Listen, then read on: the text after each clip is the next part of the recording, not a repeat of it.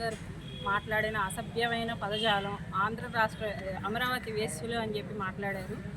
అమరావతి వేశ్యలు అని మాట్లాడారు. అందులో వాళ్ళ అక్క చెల్లెళ్ళు, వాళ్ళ అమ్మ కూతుళ్ళు వీళ్ళందరూ కూడా అందులోనే వస్తారు. కనీసం భారతీరెడ్డి గారు దీని మీద స్పందించి వాళ్ళ కార్యకర్తలను వాళ్ళని కానీ కొద్దిగా నోటిని అదుపులో పెట్టి మొన్న ఎలక్షన్స్లో 11 సీట్లకే పరిమితం చేశారు. ఇదే పదజాలం ఇదే విధంగా ఉంటే ఇక నెంబర్ 1 సీట్ అన్నట్టు ఒకటే సీట్ మిగిల్చే విధంగా రాష్ట్ర ప్రజలు నిర్ణయం తీసుకోవాల్సి వస్తుంది. సాక్షి మీడియా ఉందని అండగా అందరూ వేశ్య ప్రవృత్తులు గలవారే వాళ్ళకి అండగా ఉన్నారని ఏది పడితే అది మాట్లాడితే మాత్రానికి ఇక్కడ ప్రజలు ఎవరు ఊరుకోరండి.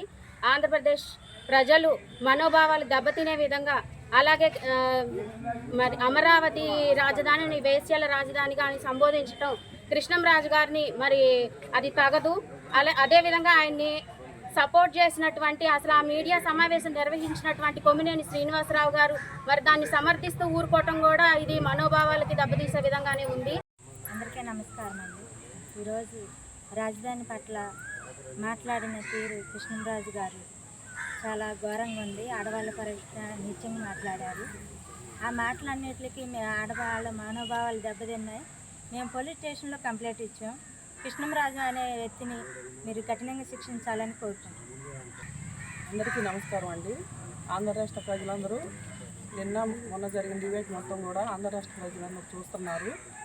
కొమ్మినేని శ్రీనివాసరావు గారు జరిగిన డిబేట్లోని కృష్ణంరాజు గారు అలాగే సాక్షి టీవీ యాజమాన్యం మొత్తం కూడా కలిసి ఆంధ్ర రాష్ట్ర ప్రజల మీద 11 సీట్లు మాత్రమే పరిమితం చేసిన ఆంధ్ర రాష్ట్ర ప్రజల మీద కక్ష కట్టారు కాబట్టి యాజమాన్యంతో భారతీరెడ్డి గారు, జగన్మోహన్ రెడ్డి గారు, మాజీ సీఎం జగన్మోహన్ రెడ్డి గారు కొంతమంది ముఖలను కలుపుకొని సమూహంగా ఆంధ్ర రాష్ట్ర ప్రజల మీద పడాలని ఆ ఉద్దేశం కలిగే ఈ పనులకి ఈ చట్ట వ్యతిరేకమైన పనులు చేస్తున్నారు.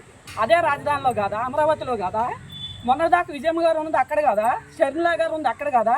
నీ అక్క చెల్లెళ్ళు, నీ అమ్మలో, నీ కుటుంబ సభ్యులందరూ ఉన్నది అక్కడే అయితే ఇవాళ కొమ్మినేని శ్రీనివాసరావు గారు, కృష్ణరాజు గారు మాట్లాడిన మాటలో అదృష్టకరం.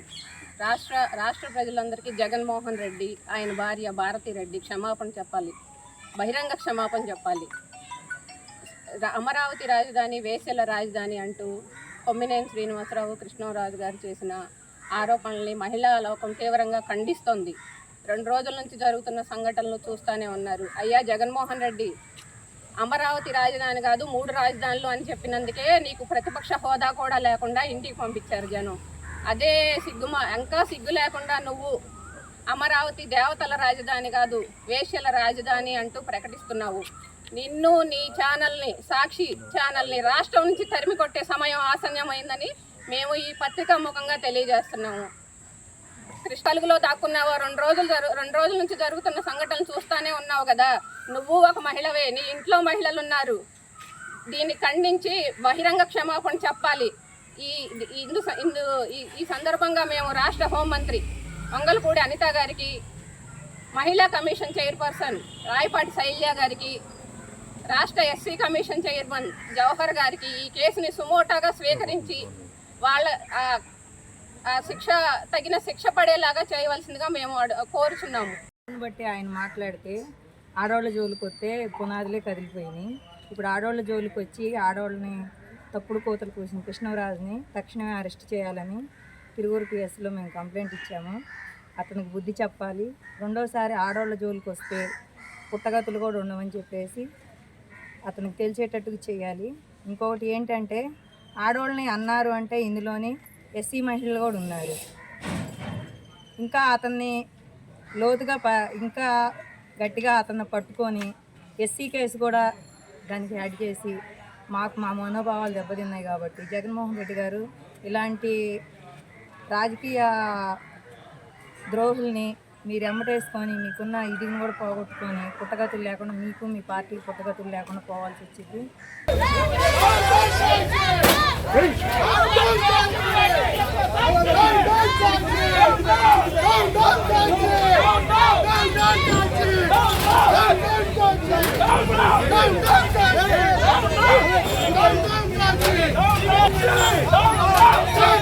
Don't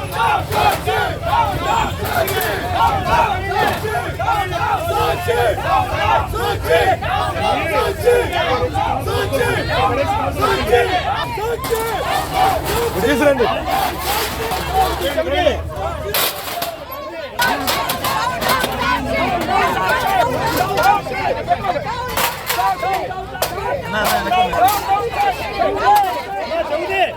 కాళ్ళు